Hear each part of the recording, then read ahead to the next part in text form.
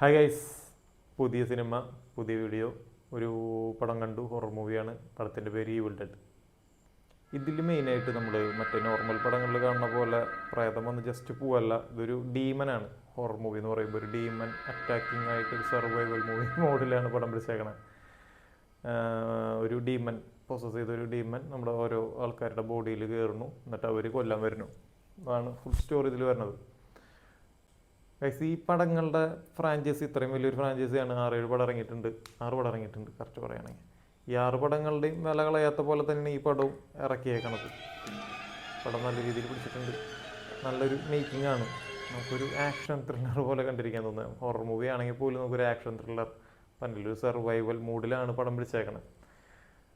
Normal പ്രേത പടങ്ങൾ പോലെയല്ല. ഒരു പ്രേതം വന്ന് ജസ്റ്റ് പോവല്ല, ത്രൂ ഔട്ട് പ്രേതമല്ല ഇതിൽ പറഞ്ഞില്ലേ, ഡീമനാണ്. ആ ഡീമൻ വന്നു കഴിഞ്ഞാൽ പിന്നെ അത് പോണെങ്കിൽ അത് പോണില്ല, പടം കഴിയണവരെ പോണില്ല. പടത്തിൻ്റെ കഥ ഞാൻ കൂടുതലായിട്ട് പറയുന്നില്ല. സിമ്പിളായിട്ട് പറയുകയാണെങ്കിൽ ഒരു പഴയ മൂവീസ് നിങ്ങൾ കണ്ടവർക്ക് തിരിച്ച കഥ മനസ്സിലാവും.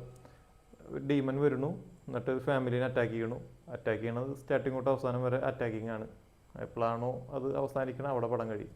പടം ഫുള്ള് ബ്ലഡ് ബാത്താണ്. ഫുള്ള് എന്താ പറയുക, സർട്ടിഫിക്കറ്റിന് വേണ്ടി മാത്രം ഉണ്ടാക്കി വെച്ച പടം എന്ന് പറയില്ലേ.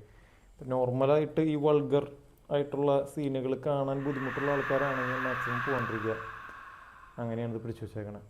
തിരി അധികം വൾഗറാണ്. ഉദാഹരണത്തിന് തല വെട്ടിക്കളഞ്ഞ് തല എടുത്ത് അങ്ങനെ ഓരോ ഫുൾ ത്രൂ ഔട്ട് വൾഗർ. ഞാൻ ഇപ്പോൾ ഈ എടുത്ത് കണ്ടതിലൊരു ഈ വർഷം ഇറങ്ങിയതിൽ ഏറ്റവും കൂടുതൽ ഇങ്ങനത്തെ ഒരു സീനുള്ളൊരു ഹൊറർ പടം ഇതായിരിക്കും.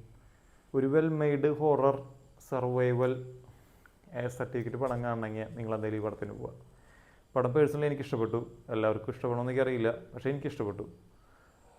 പറഞ്ഞില്ലേ, കഥ വെച്ച് നോക്കരുത് നമ്മൾ. ഇതെന്താ ഇവിടെ നിന്ന് ഇങ്ങനെ ചെയ്യണം, എന്താ അങ്ങനെ ചെയ്യണം എന്ന് ചോദിക്കരുത് ഒരിക്കലും. എന്താണ് നമ്മൾ കാണുന്നത് അത് നല്ല വൃത്തിക്ക് എടുത്ത് വെച്ചിട്ടുണ്ട്. നല്ല നമുക്ക് പടം കഴിയണവരെ ഫുള്ളായിട്ട് ഉള്ളൊരു രീതിയിൽ തന്നെയാണ് പടം പിടിച്ചേക്കണം. നമുക്ക് ലാഗ് അടിക്കാനുള്ള ഗ്യാപ്പില്ല. ഫുൾ ടൈം ഫൈറ്റോ അങ്ങനെ എന്തെങ്കിലും പ്രേതം വന്നിട്ടുള്ള പരിപാടികളും ഡീമൻ വന്നിട്ടുള്ള പരിപാടിയും കാര്യങ്ങളൊക്കെ ഉണ്ട്.